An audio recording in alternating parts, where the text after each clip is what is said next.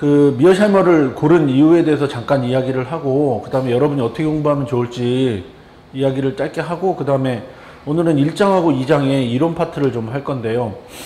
미어샤이머를 고른 이유는 딱 세 가지인데, 우리가 저비스나 이런 방어적 현실주의자들이나 혹은 현실주의자들 중에 일부가 쓴 미어샤이머에 대한 커멘트들이 굉장히 많아요. 2001년에 미어샤이머가 이 책, 지금 이 강대국 국제정치 비극을 만들었는데, 이건 우리가 지금 보고 있는 책은 2014년 판이에요. 그 나남에서 나온 저 빨간색으로 되어 있는 책은 1판. 그러니까 저건 2001년 판을 2004년에 번역한 거고, 요거는 저 두 번째 업데이트된 에디션인데, 그 번역도 그거 2014년 판으로 돼 있어서 앞에 부분은 거의 똑같고 맨 마지막에 결론 파트만 좀 다르거든요. 근데 2001년에 미어샤이머가 강대국 국제정치의 비극이라는 책을 쓰고, 이게 일파만파 논란이 많아가지고 굉장히 많은 커멘트를 받았어요. 그 커멘트가 공격적 현실주의를 좀 더 빛나게 만들기도 했고, 그 다음에 공격적 현실주의 논리를 공격하기도 했는데, 그 중에 이제 제가 읽은 커멘트 중에 제일 재밌는 커멘트는 미어샤이머 월드라고 쓴 논문이었는데, 미어샤이머는 미어샤이머의 세계가 있다, 마치 디즈니 월드가 있는 것처럼 미어샤이머 월드가 있다, 이런 이제 그 저비스였나 아마 방어적 현실주의 쪽에서 쓴 그런 커멘트를 봤는데 저는 개인적으로 미어샤이머라는 학자한테는 그 커멘트가 비판도 되지만 학자 입장에서 봤을 때는 굉장히 받기 어려운 칭송이 아니었을까라고 생각을 해요. 어떤 사람만의 특별한 세계가 있다고 다른 학자가 인정할 정도라면 그게 맞고 틀리고를 떠나서 하나의 체계적인 그림이 있는 거예요. 그 사람 이론을 가지고 세상을 다 어느 정도까지는 설명할 수 있는 아주 체계적인 그림이 있는 거지. 근데 그렇게 아주 체계적인 그림을 갖고서 우리가 국제정치를 볼 만한 이론가가 몇 사람 없어요. 정말 몇 사람 없어요. 너무 다 단편적인 것만 얘기하거든. 왈츠는 재밌는 이론가고 좋은 이론가인데, 그래서 무정부 상태라는 걸 국제정치 알려준 첫 번째 사람이에요. 그래서 우리가 지금 국제정치를 공부할 때, 무정부 상태 뭐 있는 거지, 무정부 상태에서 국가들은 이렇게 행동하지 라고 우리는 지금 되게 편하게 받아들이지만, 왈츠가 없었다면 우리는 그런 식의 사고방법을 가질 수 없었어요. 엄청난 사람인데, 엄청나게 뛰어난 사람이지만, 왈츠는 국제관계의 패턴만 설명하려고 하다 보니까 안정적 관계는 설명할 수 있는데 변화를 설명을 못하고, 어떤 경우에 전쟁이 벌어지는가, 왜 싸우는가 뭐 이런 걸 설명을 잘 못해요. 그러니까 왈츠도 뛰어나지만 왈츠만 가지고 모든 걸 설명할 수가 없어요. 물론 미어샤이머 갖고 모든 걸 설명할 수는 없어요. 근데 미어샤이머를 가지고는 상당히 많은 부분들을 설명할 수 있어요. 다시 우리가 9월 달에 국제정치를 하나 좀 체계적으로 봤으면 싶어서 국제정치의 이론가를 한 사람 보려고 선정을 했고, 그 중에 제일 아마 여러분들한테 유용하지 않을까 싶어서 미어샤이머라는 이론가를 선정했는데, 미어샤이머 월드가 있는데, 미어샤이머 월드는 제가 볼 때 세 가지가 체계적으로 잘 만들어져 있어요. 첫 번째는 티어리예요.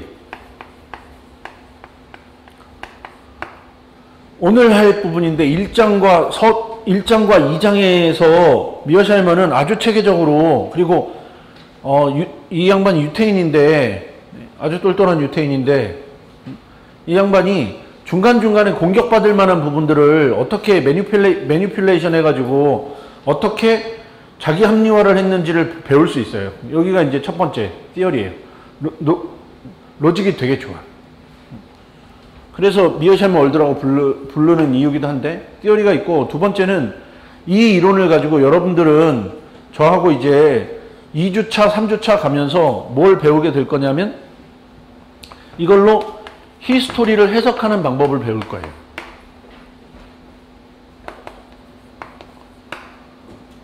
그래서 이론도 배우겠지만 이론을 가지고 역사를 해석하는 방법을 배울 거예요. 그러면 여러분의 아마 국제정치를 읽어내는 안목이 굉장히 넓어지겠지. 우리가 보통 제일 많이 공부하는 방법은 요약서를 보고 요약서에 있는 키워드를 가지고 막 머릿속에서 퍼즐을 짜맞추는 거거든요. 근데 요약서에 있는 키워드가 정확하게 퍼즐들을 정확하게 안 맞춰줄 수도 있어. 개념은 알겠는데 개념과 개념이 어떻게 연결되는지 모르겠고, 그보다 더 심란한 건 그 개념이 어떻게 현상을 설명하는지 제대로 들여다본 적이 없어서 현상 설명을 못할 수도 있어요. 그런 점에서는 이 책은 이제 두 번째로 히스토리를 어떻게 해석하는가, 공격적 현실주의 입장에서 어떻게 해석할 수 있는가 하는 걸 알려주니까 그런 점에서 되게 굉장히 유용하죠. 특히 이 수업은 외교원 학생들도 듣지만 5급 공채 시험 보는 학생들도 듣는데, 외교원 학생들은 요즘에 외교사 문제가 안 나오고 몇 년, 지금 한 2년 뭐 이렇게 안 나오고 있고, 외교사 대신에 외교사에 준하게 역사 해석하라고 지금 문제를 만들고 있으니까 외교원 준비하는 학생들한테는 이론적 뼈대를 가지고 어떻게 역사를 설명할 수 있는가 하는 부분을 보는 게 굉장히 유용할 거예요. 5급 공채 보는 학생들도 국제정치 문제를 푼다 그러면 그걸 입증하는 데 있어서 어떤 식으로 입증할 것인가, 아주 길게 쓸 필요는 없겠지만 입증할 수 있는 걸 배우는 것도 한 가지 유용한 장점이 될 거예요. 그게 이제 두 번째, 이 책을 보는 이유예요. 그 다음에 세 번째로 미어샬머는 전략을 얘기하는 사람이에요. 정책과 전략.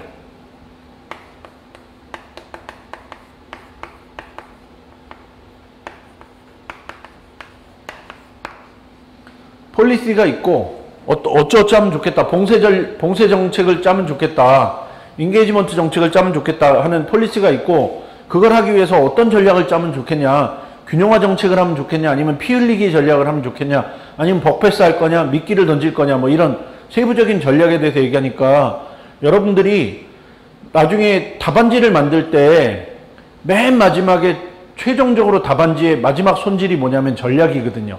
우리는 무엇을 할 수 있을까? 무엇을 해야 할까? 하는 건데, 그런 점에서 보면 국제정치를 이루는 세 가지가 다 들어있어요. 이론, 역사, 그리고 정책. 그런 점에서는 굉장히 좋은 책이에요. 물론 생각이 다를 수는 있어.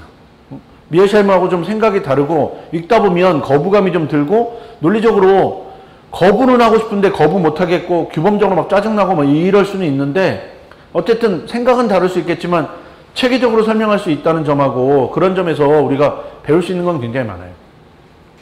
이게 이제 제가 9월 달에 미어샬머를 선정한 이유예요. 한 사람을 갖고 보고 싶어요.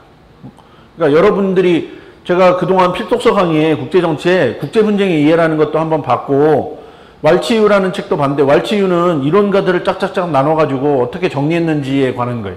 근데 지금 우리가 보려는 미어샬머하고 달라. 한 사람이 한 가지 일관된 생각을 가지고 어떻게 역사를 쫙 재해석하면서 정책을 제안하는가 하는 걸 배우면 여러분들도 거기에 영향을 굉장히 많이 받게 될 거예요. 그래서 아까 시작할 때 얘기했지만, 잘못하면 미어샬머 월드에 들어가서 미어샬머처럼 생각하다가, 그리고 미어샬머처럼 글 쓰고, 그 다음에 나중에 후회할지도 몰라. 내가 너무 과하게 설명한 거 아니야, 뭐 이렇게 할지도 모르겠지만, 어쨌든 제가 개인적으로 볼 때는 잡다하게 이론들을 어중간하게 알아갖고 정확하지 않게 쓰는 것보다는 한 사람의 일관된 틀을 가지고 쓰는 게 더 나을 수는 있어요.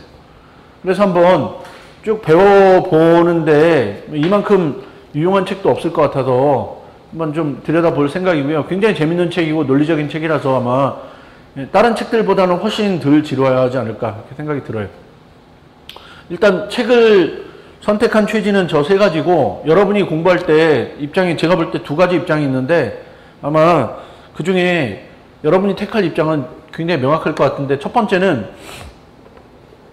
미어샬머가 아주 뛰어난 학자이고 똘똘한 사람이고 스마트한 사람이고, 그래서 자기 주장을 굉장히 일관되게 펼쳤는데, 이걸 보면서 오케이, 알았다, 똘똘한지 알겠는데 이런 건 좀 문제가 있고 이런 부분은 좀 비판적으로 볼 여지가 있다 라고 한다든가, 아니면 이걸 보면서 내가 내 그림을 좀 더 체계적으로, 아니면 내 그림을 막 비판적으로 만들고 싶다, 이렇게 해서 이제 크리티컬하게 보는 입장도 있을 수 있어요. 학교에서 공부한다면 아마 이런 접근 방법이 훨씬 개인의 생각을 만들고 개인의 철학을 만드는 데 되게 도움이 될 거예요. 근데 두 번째 방법은 그거보다 비판하기에 앞서서 일단 이 사람이 어떻게 얘기했는지를 정확하게 인지하고 그걸 가지고 한번 세상을 해석해 본 다음에 안 되는 부분들 혹은 부족한 부분들을 내 걸로 만드는 방법도 있어요. 근데 제가 생각에 수험생들한테는 후자의 방법이 훨씬 유용하겠지. 일단 크리티컬하게 보는 것보다 내용을 정확하게 이해한 다음에 그리고 나서 비판하고 뭐 논리를 만들어가는 게 좀 더 유용하지 않을까 이렇게 생각이 들어서 일단 읽으시면서 약간 저항이 생길 수도 있어요. 보통 학자라면 얘기 안 했을 부분도 얘기하는 부분도 있고 이렇게 꼼꼼하게 다 다룰 필요가 있을까라고 생각하는 부분도 있을 거고 유태인이라서 이런 거 아니야 라고 생각하는 부분도 있을 수 있어서 뭐 여러 가지 생각이 들겠지만 그럼에도 불구하고 우리는 논리를 배울 거니까 너무 반감을 가지기보다는 한번 일단 그럴 수도 있겠다 가정상 이렇게 받아들이고 공부하면 유용한 공부가 되지 않을까 생각이 들어요.